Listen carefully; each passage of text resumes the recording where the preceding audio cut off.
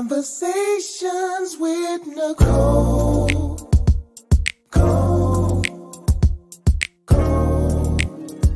Conversations with Nicole. Let's talk about it.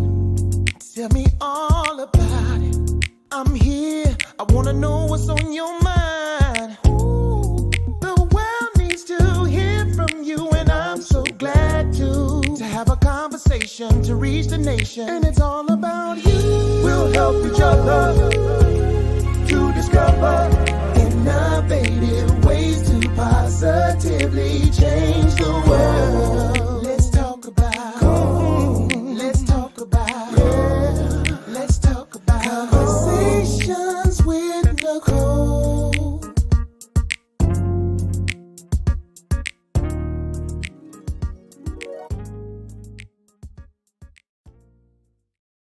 Greetings. Happy Monday. Welcome to Conversations with Nicole. I am Nicole Everett, your host. And Conversations with Nicole is a talk show based in Tallahassee, Florida, focused on connecting the community through conversations. And today is what I call Mindset Monday. Mindset Monday is an opportunity for you, me, and my guests to talk about whatever it is we want to talk about. And today, we are talking about prioritizing self-care, making time for you in this busy world. So, y'all, guess what today is? It is the 1st of May. We are kicking off Mental Health Awareness Month. That's right. May is National Mental Health Awareness Month. So, we're going to be talking about all things mental health. Not that we don't already do it, but we're just going to put a little extra emphasis on it this month. So, I want to hear from you all. I have a very special guest on, Miss Debra Loban, who is in Durham, North Carolina. We've been talking about North Carolina and how beautiful it is, and how long she's been there. So I'm excited and delighted to have her with me tonight. But before I bring her on, I want to hear from you. Where are you tuning in from? In the comments, please put your city, your state, so we can give you a shout out. We are live on Facebook, on YouTube, and on the Greater Works Network on RokuTV. So we are all about mental health and wellness, trying to eliminate the stigma associated with counseling and therapy, and encouraging especially Black and brown folks to get your checkup from the neck up. Just like we get annual checkups, our physical, we need to get these minds checked. Let this mind be in you. All right. So I see Mr. Ozzy Daniel, our friend from Virginia Beach, Virginia. Thank you for being here, Ozzy. I saw you checked in safe from the tornado. So glad you are safe and doing well and on the live with us tonight. So while others are kind of getting it together and joining us, I'm going to go ahead and read Debra's bio. Debra Loban is a self-care expert who specializes in boundary management and has spent more than 20 years perfecting her therapeutic skills, helping numerous clients achieve balance and well-being. Working in the renowned Duke University, she has partnered with individuals at the pinnacle of their careers to help them create effective self-care plans and individual strategies that build resilience and reduce burnout. She practices as a licensed mental health counselor and executive coach. And as I stated earlier, she resides in Durham, North Carolina. So y'all help me welcome Miss Debra Loban. Yay! Thank you so much for having me. My pleasure. Thank you for being here. Great to be here. Well, all right. So I see a few folks chiming in. My sister down in South Florida. Hey, Shay, thanks for being here. And my classmate, Sharice, happy Monday to you. Thank you so much. So, Debra, tell us, who is Debra? I read a little bit about what you do, but tell us, who are you? Well, I'm still trying to figure that out. Well, what do you know thus far? But what I do, I have been working as a licensed therapist for more than 20 years. I got interested in the work because I was really trying to figure out things about myself, right? And I think that's how many therapists get drawn into this field. And I have always been a lover of puzzles and riddles. And so the mind to me is the biggest mystery. It's the biggest puzzle and riddle. And I really wanted to figure mine out. And I thought maybe I could help some other folks too. So I think a big part of me is loving this this genre, this field of mental health. It's very important to me. I love the work of therapy, and yeah, that's what I do. That's a part of me that I think is really important. Indeed, indeed, indeed. So, where did you go to school? So undergrad, University of Illinois, in Chicago, and then graduate school at Marymount University in Arlington, Virginia. Okay, nice, nice, nice, nice. And so, growing up, were you the person that everybody kind of told their issues and problems to? Yeah, I was that friend. I think I'm middle child, and so and the only girl. So I was kind of hiding out. And when you're that person, I think you tend to be observant, right? You're just kind of listening and watching. And I think that was a perfect setup for what I do. I'm a pretty good listener. Okay, nice. Yeah. Nice, nice, nice. So I see a few more people chiming in. Miss Jeanette down in Miami Gardens, thank you for being here. And my mom down in Miami Gardens as well. Thank you for being here, Mom. I appreciate you. So we are going to chat about prioritizing self-care, making time for you in a busy world. And so I want to hear from the viewers just for a moment before I read my disclaimer. How many of you are challenged with prioritizing self-care? Let me know in the comments. Give me a thumbs up or wave or a church finger. Let me know if you are having difficulty prioritizing self-care. Let me know. Let us know. Are you having difficulty prioritizing self-care? All right. I see you, Kiosha. Thank you for being here, my friend. All right. My sister has her hand raised. Yes. Okay. I'm raising my hand as well. Transparent moment. Yeah. Difficulty prioritizing self-care. All right. Well, okay. Oh, Kiosha said, not me. It's a me season right now. I love it. Two Okay. thumbs up. That's I awesome. love that. That's awesome. We got Shantae on here. Thank you for being here, Shantae. Shantae has her church finger up. So yes. And Marjorie as well. She's got her hand up too. Okay. So Kiosha, we're gonna learn from you. So you're gonna give us some tips tonight. All right. Yeah, well, turn it over to her. All right. You can learn a few things. All right. Well, let me read my disclaimer since I do have a clinician on, and that is that all topics, past, present, and future, on Conversations with Nicole are for information purposes only. They are not to be used as diagnosis for treatment or an answer to any personal issues related to the topic being discussed before, during, or after the program. All right. So, she said she's here to learn more. All right, cool. Very good. Well, let's start out by defining what self-care is. Well, I mean, I would say, generally speaking, self-care is our activities and practices that we engage in on a regular basis to create well-being. That's really what it is. I have a little bit of a different definition. I mean, it's certainly that, but I also say self-care is our mental approach to our entire life. And I came to that definition after years of meeting with numerous clients who would tell me things like they were, practicing great self-care. Yeah, because I'm running, or I'm, eating healthy, or I have a great social network. But then as we would talk about other aspects of their life, it was apparent that those things were neglected. Like they might be in a relationship that was abusive, or a really toxic job.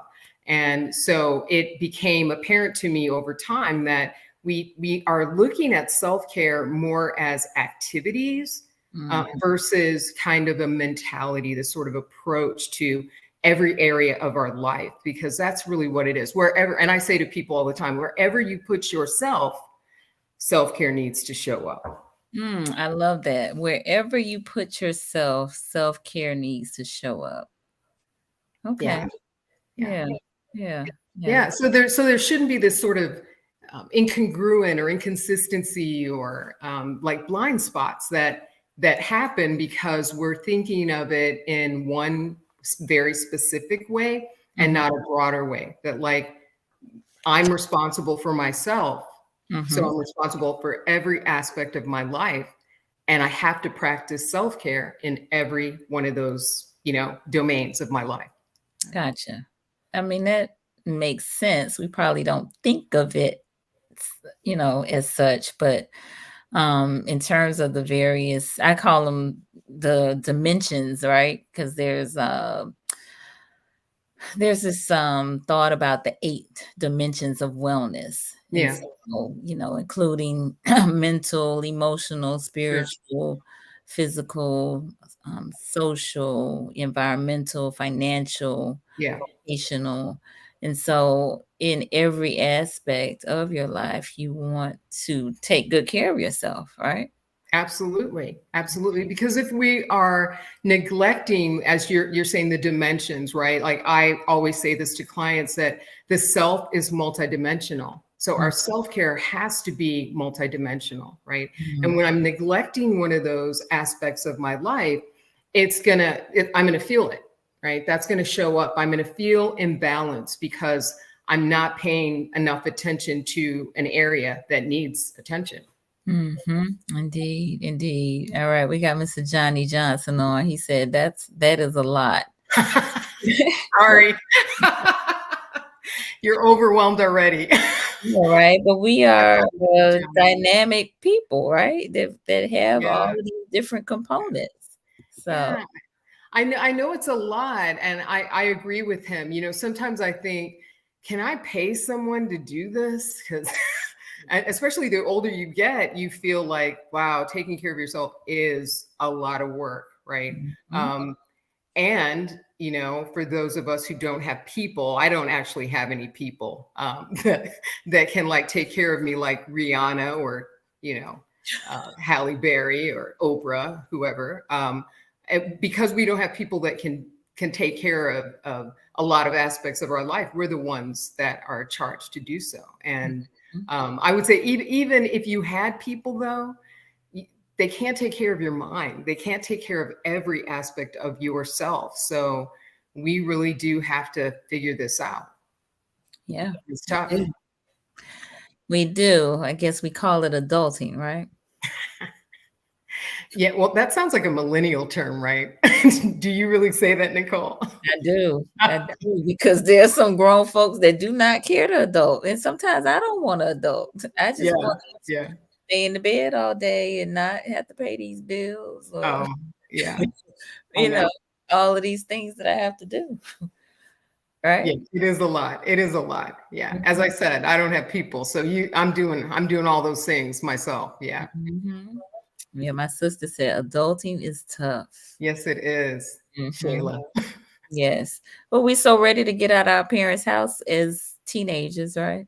I mean, absolutely. I couldn't have left home fast enough, right? And never looked back, right?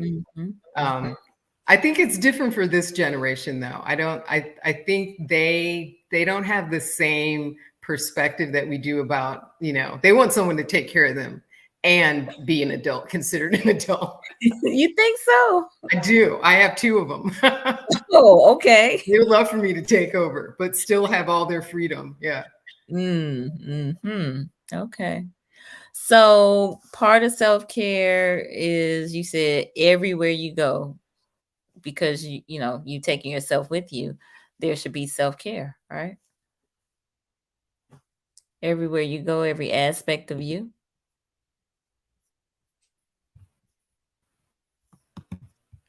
I'm sorry. Uh-oh. That may have been on my side. All right. I see you. Okay. Yeah. Yes.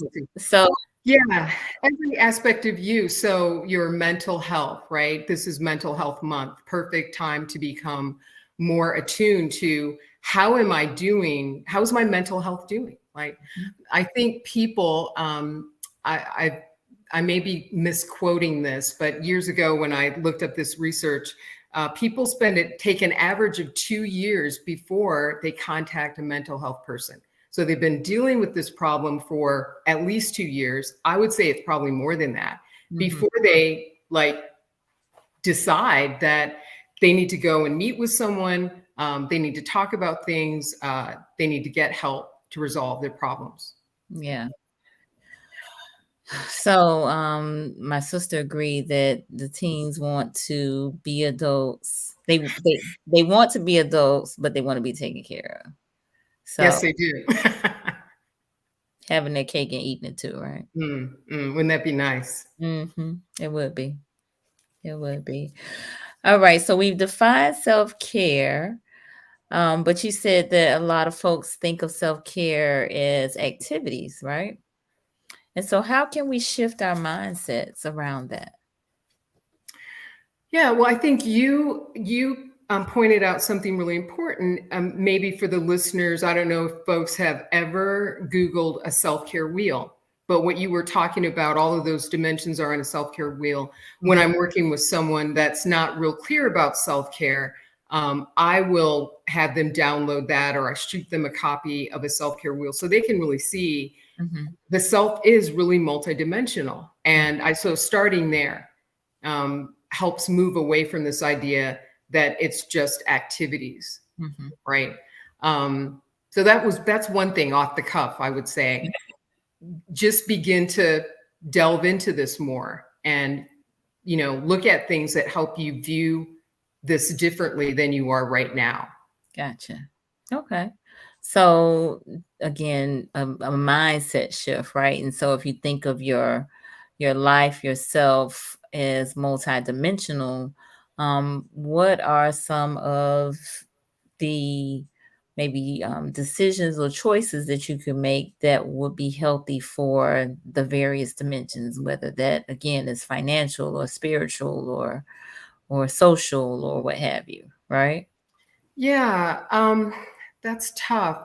I will say I think one of the biggest reasons people struggle with self-care is they are actually struggling with boundaries.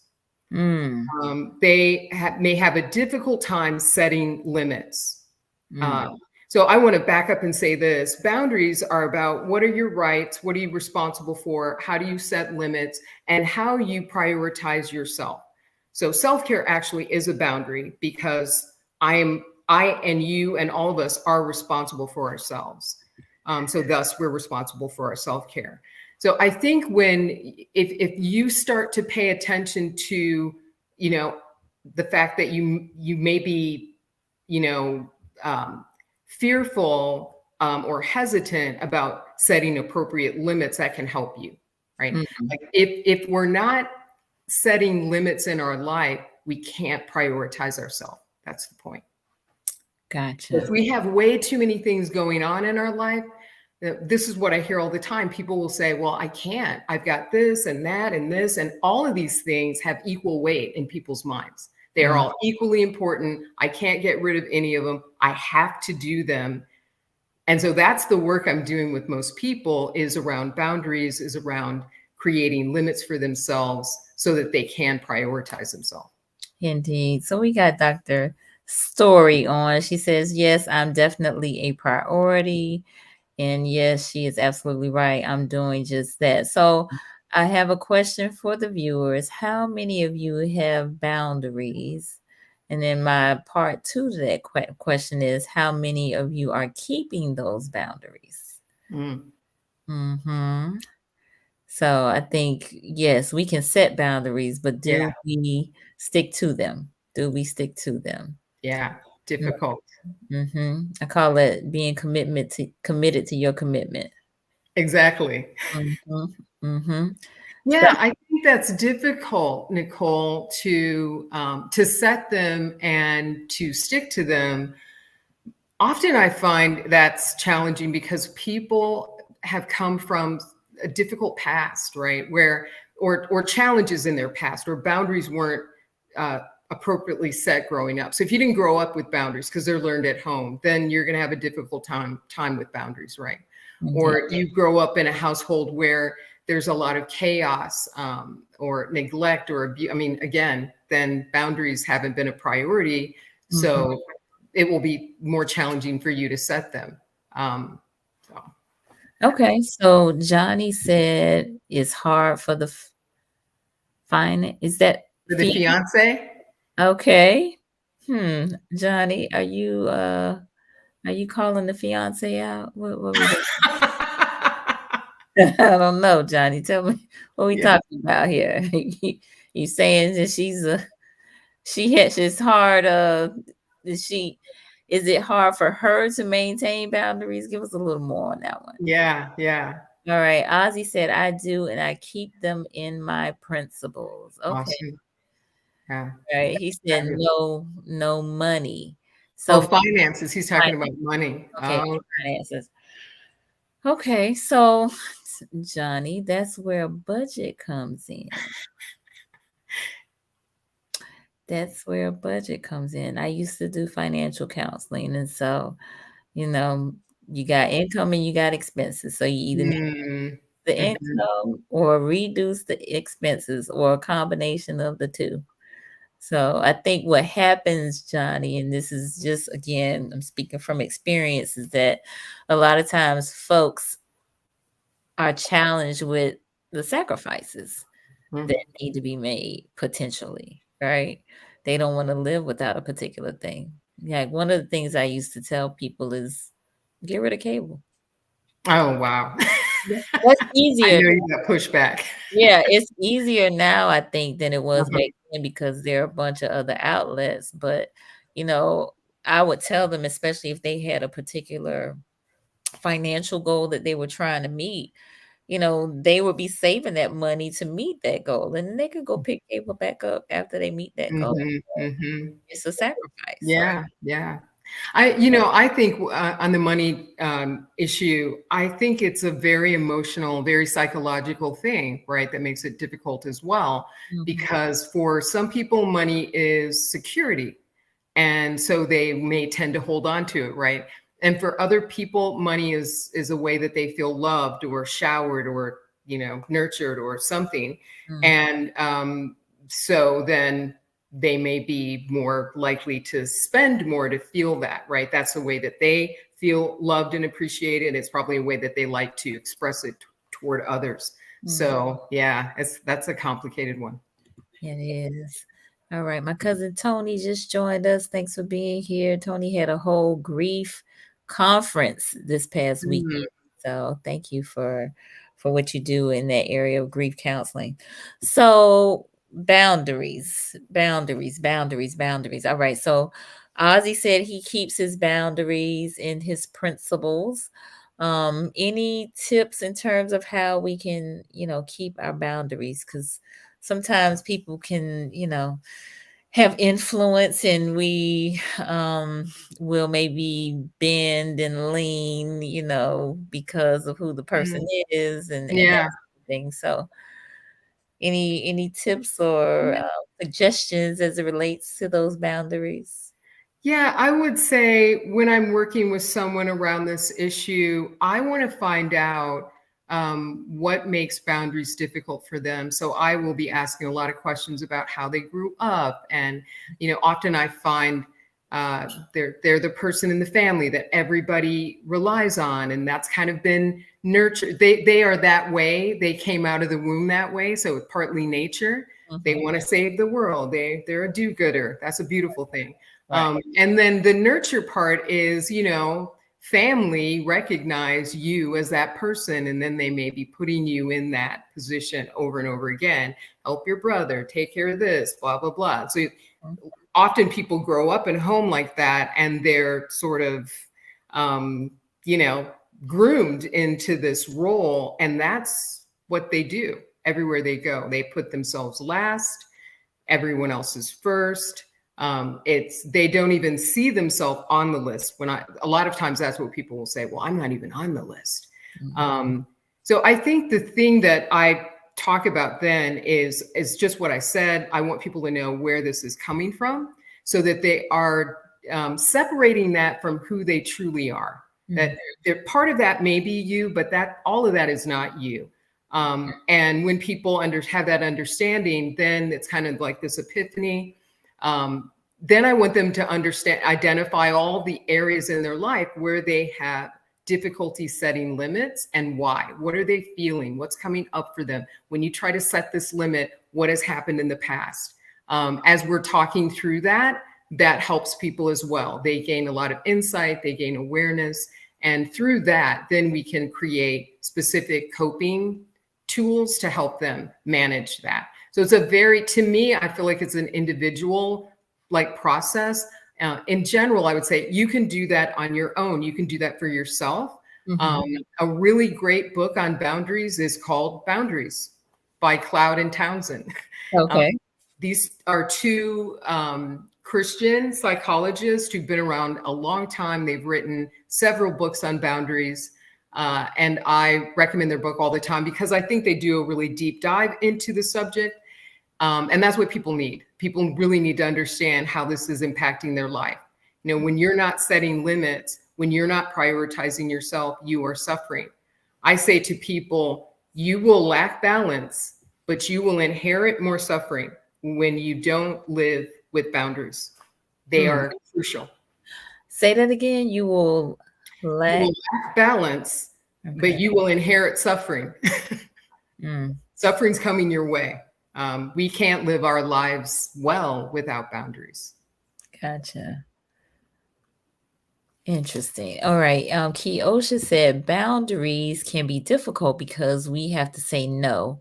And it feels like we are letting people we care about down. That's exactly it. She is exactly right. When you know that about yourself, like the reason I'm not setting limits is I don't want to disappoint people. Yeah. Right. And I get that. Right. It's not that you're going to do that across the board exclusively, never help someone out. I'm all about healing and helping and doing good in the world. Sorry. But there's a limit to how much you can take on. And we have to accept that, right? That you are, let me just phrase it this way. When I was in graduate school, this is a subject that you're taught a lot about as a therapist. And I remember one of my first professors said, that woman in Staten Island with their arms outstretched? And we were all like, is he talking about the Statue of Liberty? Yeah, he was. He's like, that's not you. And the one that descended from on high, you're not him. And he was basically saying, you need to get who you are as a therapist. You're not saving the world. You might help some people, maybe, but you've got to get yourself. So I think, what that taught me is how significant boundaries are. I can want to do good, but if I don't have boundaries, I won't be doing good for long. So we have to be mindful. We have to pay attention to ourselves and decide, how can I, what places, what area, what people am I going to, help and serve? And I can't do everything. Yeah. No, that's very true. You will do good, but it won't be for long. So you definitely don't want to burn yourself out. Yeah. Oh, that's tough, especially with those that we care about us feeling like we're letting them down. But oftentimes we can be enabling people and all sorts of things. And so one of the things I say, I talk about balance to people, and I talk also about how we should feel when we're doing good. And that usually helps people to kind of, a mental evaluation of whether or not they should be doing whatever it is. Mhm. So I will make the distinction and say, when we're doing good, that feels like volunteering. No one ever signs up to volunteer for something and is angry or frustrated or kissing their teeth, rolling their eyes, blowing their breath, right? When we sign up to volunteer, we are doing that. We're feeling good about that. We're excited about helping and serving in whatever capacity we're choosing to do that, right? So when we get the email as a reminder from whatever agency or entity, we see that, we're like, oh, okay, great. That's awesome. Yeah. Put that on my calendar. I'm going to go Saturday morning at 9, right? But when we're doing too much for people, that feels totally different. When we're doing too much, we get the email and we're annoyed. We feel like, oh my God, here they come again.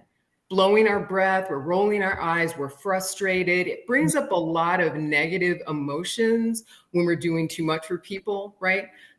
Because we've overextended ourselves, and that's our signal, paying attention to my emotions. How do I feel when I'm about to do whatever it is? Someone asked me to do something. How am I feeling about doing that? That is my cue. When I'm just doing good, I should feel good. When I'm just being supportive, I shouldn't have any negative emotions around that. If I'm doing too much, it's going to bring up the negative stuff. So that's one of the things I say to people. Your emotions are your guide. And check in with them, be mindful of them. And when you realize that, yeah, I have been doing too much in the situation, that's when you need to set a limit. If you can't do that by yourself, get help. Call in some reinforcements to help you set the limit so that you can bring balance to your life, right? And when I talk about balance to people, I'm talking about mental clarity, emotional stability, and choices that feed that loop of mental clarity and emotional stability. So balance really is when we are balanced, our mind is clear. We are able to make good decisions. We're able to problem solve. We can figure out, what we need for ourselves.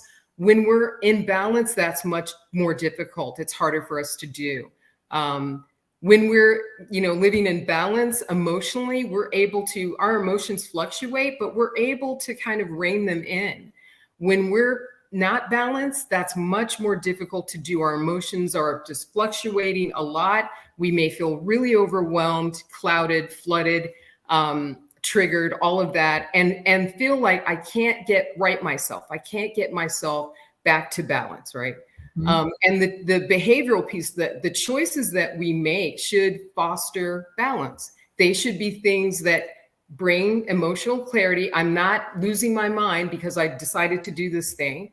And I'm not feeling this overwhelmed emotional fluctuation because of this decision that I made. Yeah. No, that's good stuff. We got Tanisha on, and she said, truth.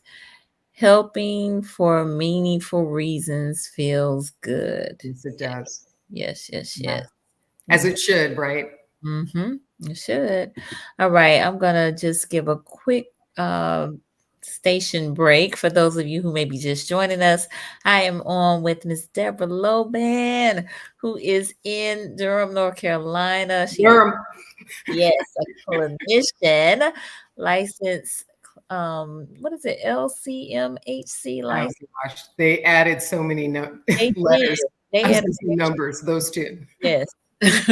Licensed clinical mental health counselor. Yes, licensed clinical mental health counselor. And so we are talking about prioritizing self-care, making time for you in a busy world. So I see Trisha just joined us. Thank you for being here, Trisha. So let's dive into this making time for you, right? So the pandemic hit. We had to be socially distance. And we were doing all sorts of things, right? Yeah. I mean, we were renovating homes, we were cleaning out basements and closets, and we were exercising. We were doing all of these things that we normally don't have time to do. Mm-hmm, mm-hmm. But we got the same 24 hours now that we had during COVID. Well, I think the pandemic shut down a lot, though. It It did. shut down a lot of this running around, and a lot of activity that we say we absolutely have to do was Mhm. just, quashed.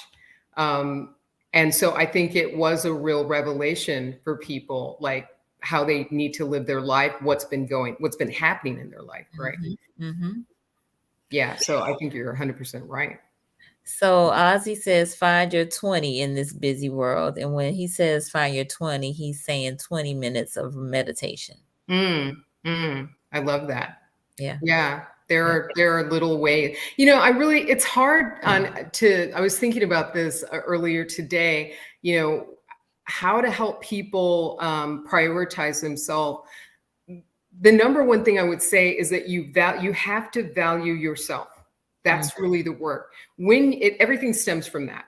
Because when you value yourself, you will make time. The first person that was saying, I do my self-care. I prioritize myself. That's a person that values themselves. Just by the way that she was sharing that. I Yeah. put myself first because she has obviously learned that is essential. That's what I'm gonna do. That's what I need to do. And then from there, I can be my best self. I can support others in the way that, I choose. But it's hard to do that when you're not valuing yourself. So that's the number one thing. Do I really value myself? Do I believe I deserve, to take care of myself? Do I think I'm worthy of that?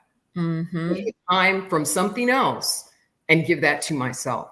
Yes. No, that is a very good question and something that we need to be checking in on, on a regular, especially those of us who are givers. We can give to everybody else except for ourselves. Yeah. And so, that's self-sabotage.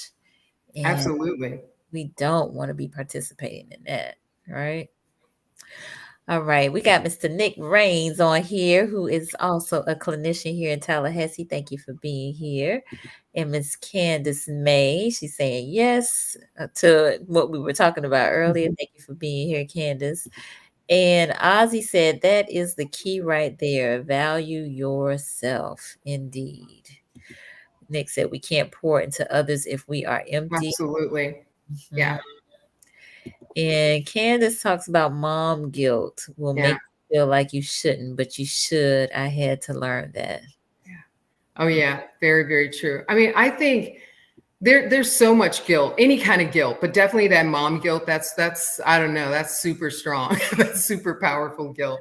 But I've talked to clients who will share about their adult family, guilting them out. They're adults themselves and they have their own family, but they're being guilted to do certain things by their parents or their siblings. Guilt is really powerful, and it's hard to work through all of that. And still, I will say, in my experience, when we learn to value ourselves, we reduce all of that. We put that in its proper place. And we have to learn this. I don't think this is intuitive. I think we're all having to learn it. I myself have had many lessons of, learning, how do I put myself first? How do I make myself a priority? Speaking of mom guilt, when I had my first child, I'll never forget, I didn't leave my house for 2 months because I was so focused on doing everything for the baby. And so I didn't leave my house for 2 months.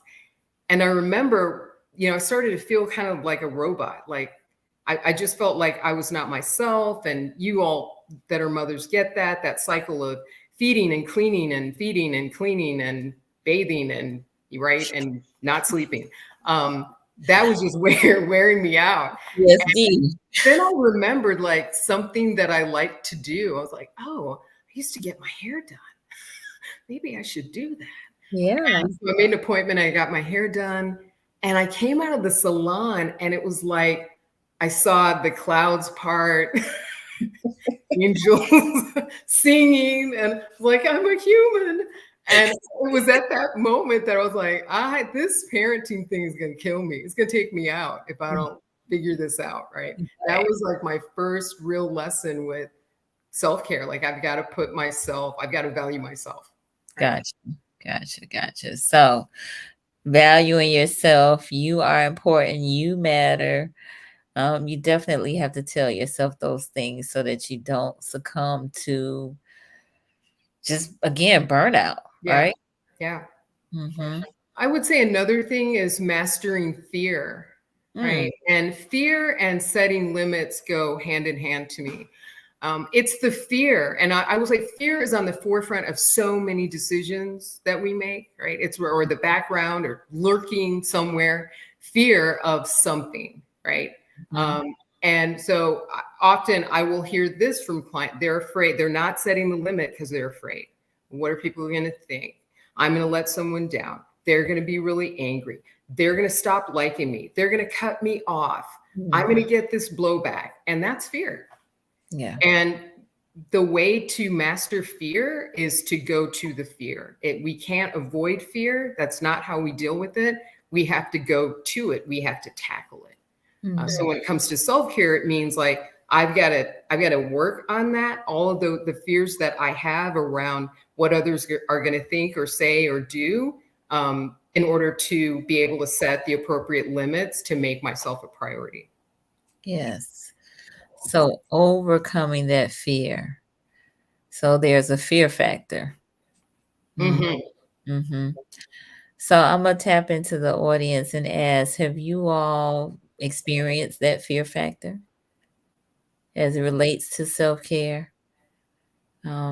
Fear of, judgment, or fear of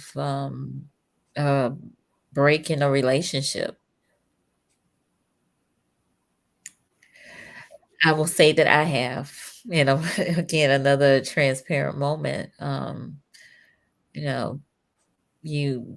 Sometimes we get caught up in being people pleasers, right? And with that, you don't want that breaking relationship. Yeah. I've had nurses, especially during the height of the pandemic or right after it, they would say, well, I know I need to, they're volunteering for all these shifts and they're trying to keep things afloat. And they were like, well, I know I need to take, more time for myself and take care of myself.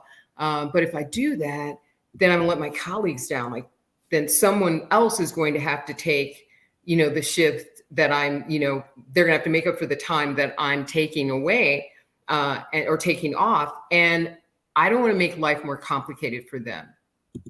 Right. And I'm afraid that they're going to be upset with me because they'll find out that I'm taking time off for me. And I get that. And also, I would say to them, you're burnt out. And pretty soon we're not going to be talking about taking a day here or there. It's going to lead to something more crucial, right? That you're going to need to do. So you're in that situation where you've got to make the choice for yourself. Yeah. And other people have to make the choice for them. Yeah. So I would label all of what we've been talking about as barriers to self-care. So lack of boundaries, lack of value of self, the fear factor, all of these things are barriers to self-care. I would say even also just honoring our inner voice, our intuition, our higher self, whatever, our consciousness, whatever word you want to use for that. The number of times I've met with someone and they've said, I knew I shouldn't have made that choice. Or I should have followed this. I knew I should have done X or Y. I can't count the number. I myself have done that, right? Like, I need to do this. This is the best thing for me. And I'm not doing it. Yeah. I'm ignoring my higher, self or my intuition for whatever reason, right? I'm swiping left and I'm thinking that's spam, or, the message is for me.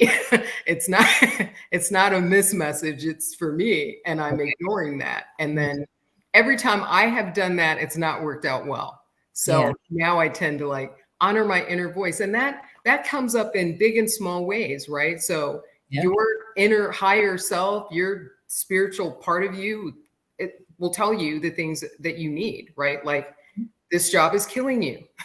Yeah. Right. And that's a message. That's a signal, right? Yeah. Candace said, yes, overextending myself, making too many commitments. And my sister said, I feel that, especially when it comes to taking time off from work. Our school is small, and I'm always feeling like if I take off, I'm leaving for someone else. That's complicated. And I know, I understand how difficult that is. But what I tell people with that is, you can't solve problems that don't originate for you. So like in the case with these nurses, and there were so many of them, they would, come and they're talking about burnout, and they would say, I'm volunteering for all these shifts so I can help, things be better. But you're burnt out. And I would say to them, what you're actually doing is bailing out the ocean with a teaspoon, right? Because you can't solve a problem that doesn't originate with you. That's a boundary issue. Because I don't have control over those problems, and I don't have power over them, right? So the organization has to figure that piece out. That's an organizational problem. They have to figure out that. People have to take care of themselves. Yeah. We don't stop taking care of ourselves because the school system's going to suffer. Well, they got to figure something out. You can't save the school system. They've got to save themselves, right? Yeah. And that's tough to do. It is, but they will survive, In my experience, find a way. They will survive. If we lose you, we can't have another you. So that's right. Yeah. That's right. Yeah. So I say to people, loyalty is for people, right? Not entities. Right. You can be committed to your work, but loyalty is for people. Okay.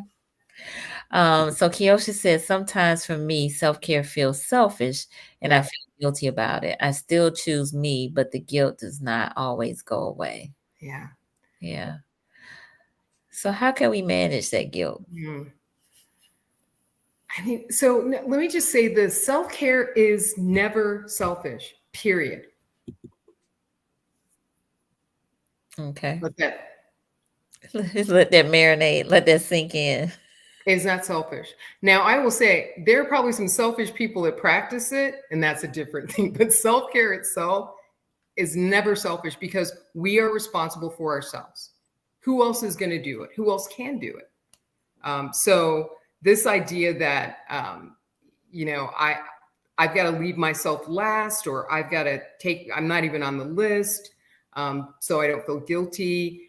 In my experience, people end up, they are just kind of dragging themselves through their life. And that's not existence. Well, maybe you could just call that existence. That's not living. That's not, living life to the full. That's just, I'm dragging myself through my life. Yeah. And that is only going to worsen in my experience. So they are thriving. They are surviving, not thriving. Right. Exactly.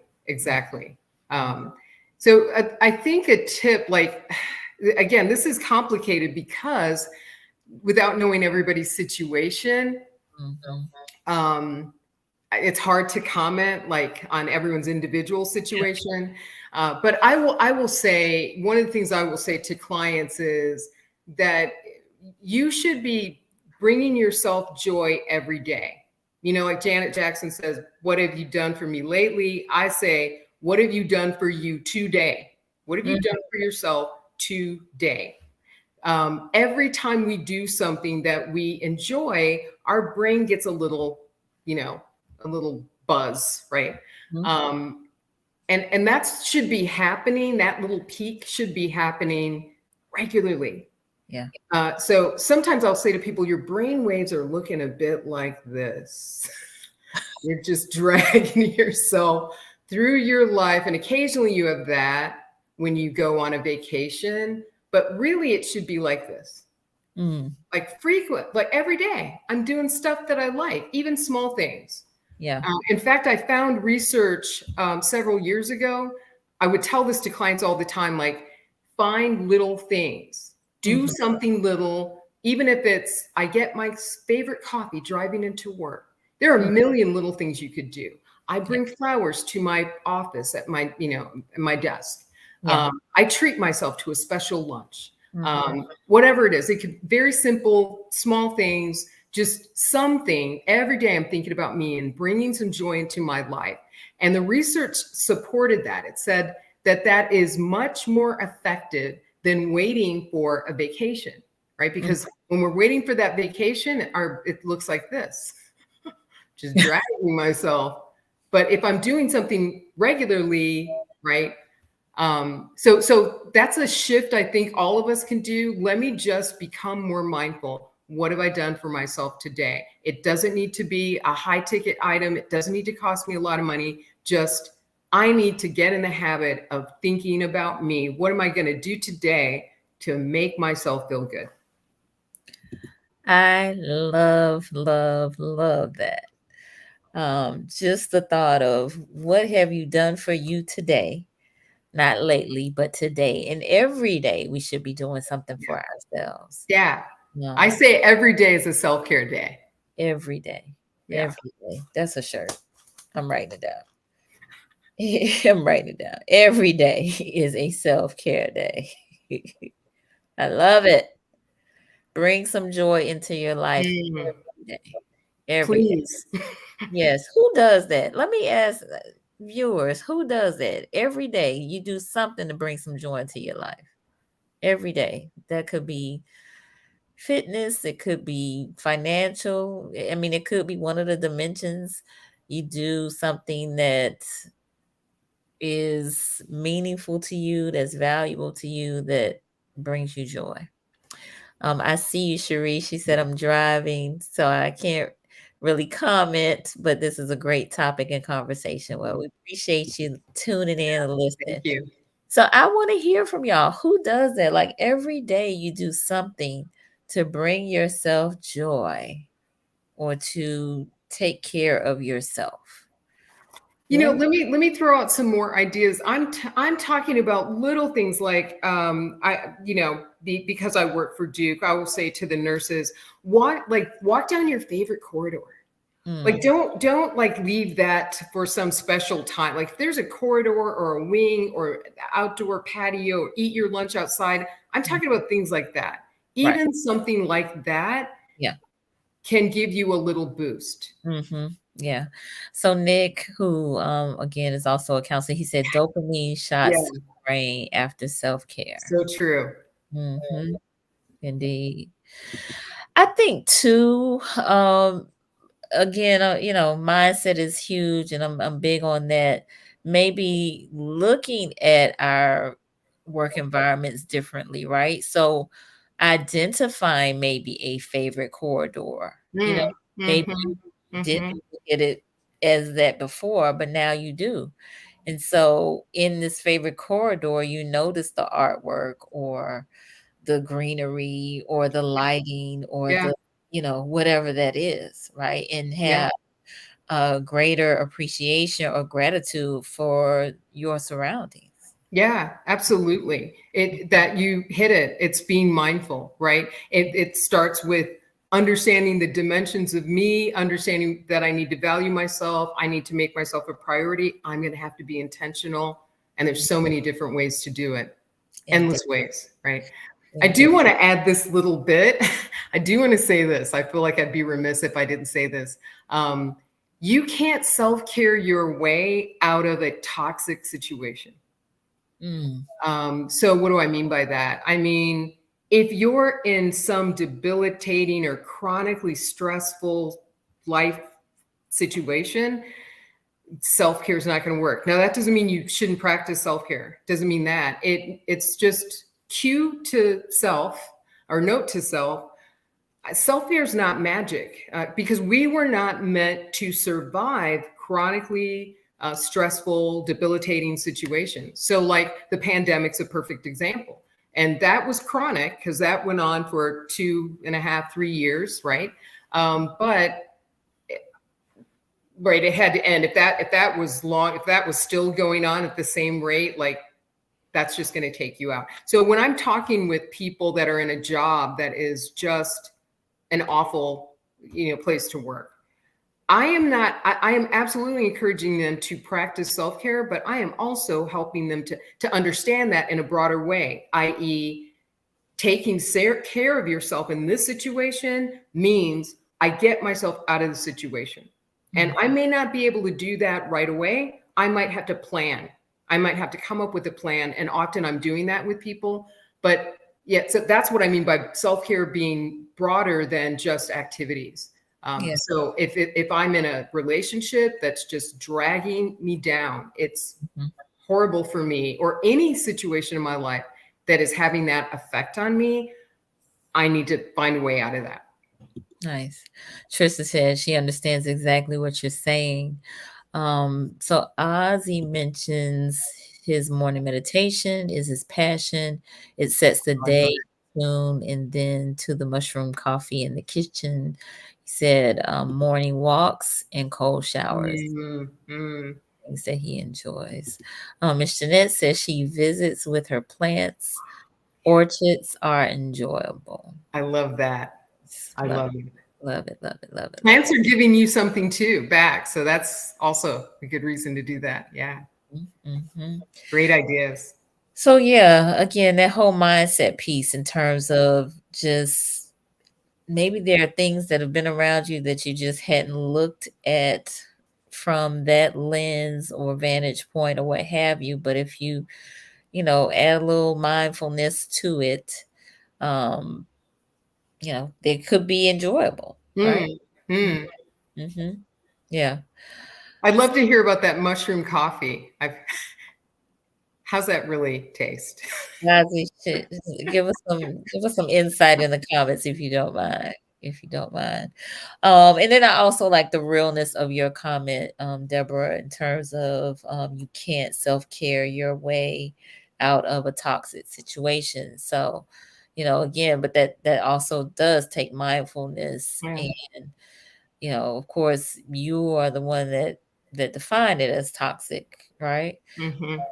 But if it's toxic, not healthy for you, then we're talking about self-care and prioritizing it, then you need to alleviate yourself of that. Yeah. Right?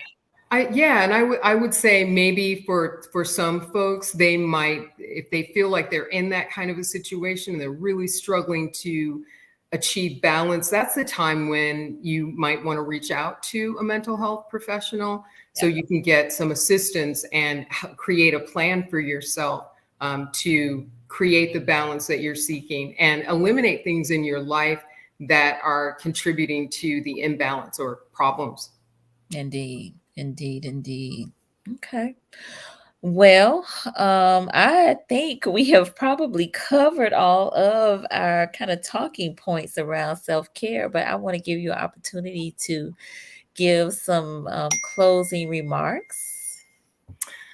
Yeah, well, number one, I want to say thank you so much for having me on your show. It's been a privilege and an honor, and also for all the amazing comments that people shared. And I'm happy to hear many of you are really practicing great things. And I would just say, keep doing that. Keep your mind open and keep finding ways to balance yourself and take care of yourself. Like, never put that on the back burner. Yes. Agreed. Awesome.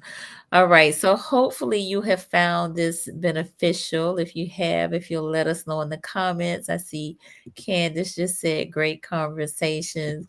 Thanks, My mom Candace. said, please come back. Oh, that's I'm not worthy. Here you are. Yes, ma'am. So again, we are talking about prioritizing self-care. We have been talking about prioritizing self-care. And so just a quick recap of, setting boundaries, um, valuing yourself, mastering fear and setting limits, honoring your inner self and your intuition, recognizing that self-care is not selfish, and that loyalty is for people, not uh, entities. And then doing a bit of self-care every day for yourself, right? Every day is a self-care day. And you cannot self-care your way out of a toxic situation, but bring some joy to your life on a daily basis. Yes. All right. So my sister's clapping us up. Ozzy said, awesome show tonight. Sharice gave us a heart. Oh, thank you. Gloria, she said, too late. I'll watch the replay. I appreciate you, Miss Gloria. Ozzy, I will be expecting 4 more appearances of you for the year. We'll see. She's got a project she's working on, so we'll see if we can steal her away from her project. So Ozzy gave us a little bit on his mushroom tea, said it tastes pretty good, but it's more effective in a 8-ounce cup versus 6-ounce to feel the full effect of it. So it's way better than regular coffee, which really shuts down certain receptors. So Ozzy, he studies a lot, and he's definitely all about nutrition and sleep and that sort of thing. He's given some talks, 2-part talks on nutrition and not sleeping on sleep. So Oh, I love that. yeah. All right. But I'm not sold, Ozzy. I'm not sold on that mushroom coffee thing. Right? Coffee is coffee. Everything else is something else, right? Got it. All right, Trisha, I have to watch the entire replay, but thank you. Great topic. Thank you, Trisha, for joining us. All right. So for those of you who may be new to the platform, I want to invite you to subscribe to the Conversations with Nicole YouTube channel. Subscribing and supporting that. We need all the support we can get. We're on Mondays and Wednesdays at 8:30 p.m. The focus is on mental health in Black and Brown communities. And we are all about us being our best selves, right? Getting our check up and neck up, connecting with clinicians and doing this work, right? So our show on Wednesday, which is Wellness Wednesday, will be with Michelle Bogan, who is a clinician, and the topic is the magic in evolving. The magic in evolving. Our pre-recorded show on Friday will be of Miss Shonda Brown, who is here in Tallahassee. She has a cohort that she does with students at HBCUs that's focused on financial wealth building, called Banking on the Culture, and it connects the students with Black-owned banks and credit unions in the United States. So great show coming up, so definitely want you to check that out, and that'll also be on the YouTube channel. So again, Debra, thank you so much. I owe a debt to Courtney Atkins for connecting us. So I really appreciate your knowledge, your expertise, your energy, your spirit, and just all of the words that you've given us tonight to encourage us along the way. Thank you. It's been my pleasure. Indeed. All right, good people. We're going to sign off, and we will see y'all next time. Bye.